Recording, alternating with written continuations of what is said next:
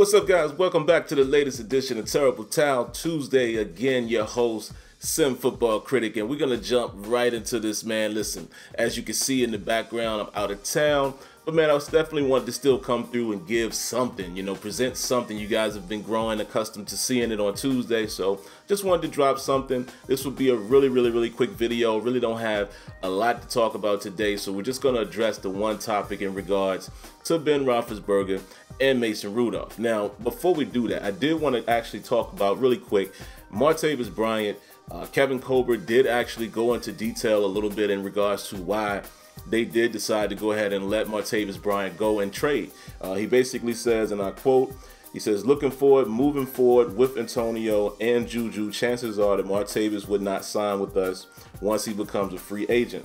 He also went on to say, if he left us via unrestricted free agency, that, they probably would have gotten maybe a third-round compensatory pick, but it wouldn't have been until 2020. So, for anyone who was wondering why they decided to go ahead and move Martavis Bryant, getting a third-round pick in this current draft, the draft has passed us now, I guess you can understand that. And this is what I've been saying all along, is that Martavis Bryant was not going to, more than likely, was not going to re-sign with the Steelers after all of the, the talk last year, him saying he wanted to be traded, etc., etc. And again, the emergence, of Juju, Martavis Bryant, Martavis is probably going to be more so of a third option, so makes a lot of sense. And now, for you guys who didn't see that writing on the wall, maybe now you can see it clearly and you understand it a bit more.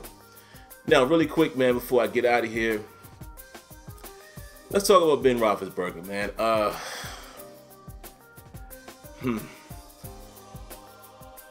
Let me start off by saying this. I love Ben Roethlisberger for what he has been for the Steelers. I also has loved what he, I love what he has done for them on the field, as far as the type of player he's been, even starting off as a rookie and, growing up to the point where he is now. But there's always been this one thing that I didn't like about Roethlisberger, and I didn't notice in the beginning, but, as years started to pass, I started to see a trend in him. And that trend is definitely, he loves drama. He likes to create drama or create attention. We see it all the time with his injuries. And again, us hardcore Steelers fans understand that, that's just him trying to quote unquote throw a smoke screen or what have you when he says, I'm going to see if I can get back by such and such date when he's injured. And he ends up coming back. Hurrah. Everyone, is all happy. Oh, look how heroic he is. And, look how tough he is. He's going to tough it out and go out there and play. But at the same time, he's always creating that drama and that storyline. And I started noticing that, like I said, as the years went on, I didn't really see this in his rookie year and his first couple seasons. But, as we grew along with him, we started to see that, he really likes to create attention and things of that nature. Which leads me to the point with Mason Rudolph. What he's saying about Mason Rudolph to me is just bad. It's ill-advised, it's bad timing. I'm not saying that he shouldn't voice his opinion or what have you, but I just don't think it's needed, being a leader. And I'll definitely go into basically what he said here in just a moment. But one other thing I just wanted to say really quick, again, just giving you an example of how Ben does this. Just look at last year, not this past season, but the season when we lost to the Patriots. Right after the game, he comes out and he's saying, yeah, if there's going to be a next year. And you put that story out there right after losing the AFC Championship game. So now the story is he going to come back? And he didn't need to do that at that moment. That could be a conversation you have with the coaches, your family, whoever else. But it didn't need to be put in the public the moment after you lose the AFC Championship game. And get it. Listen, I play sports as well. I know you're very emotional, and maybe, that's not the best time that, the public should be able to ask you questions. But still, leaders got to lead. And, Ben has always tried to create this drama. So, all right, fast forward up to Mason Rudolph. So he basically was on the radio, man, last week, I believe. Excuse me. And he gives his comments on how he felt about the draft. And he basically, once again, threw the coaches under the bus, which is something Ben Roethlisberger is known for doing. And he comes out and he says that, well, I was very surprised, and I was a little surprised by it.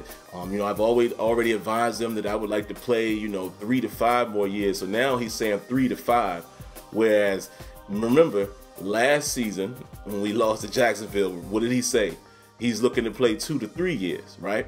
So now all of a sudden he's telling us in this, latest interview after the draft, no, I had advised the team that, I might want to play, 3 to 5 years. All of a sudden now.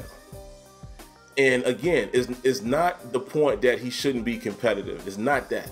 I'm not, upset about that part. He should be Ben Roethlisberger, the competitor.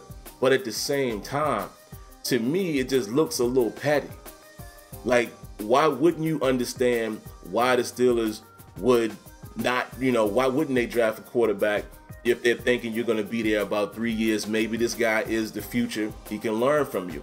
However, I will say this, and Roethlisberger definitely, I could see this point as well, because this is how most of us probably felt. Same reason why I gave them a C+ grade for the draft. Not necessarily that the players were bad, but I said I couldn't give them more than that because I'm not sure how many people would help them win now.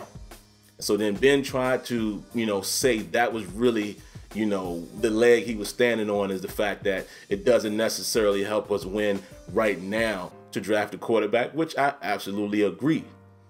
But again, I can't give Ben the benefit of the doubt because of his history of causing drama and creating stories. And I just think, to me, I just felt like it was crazy.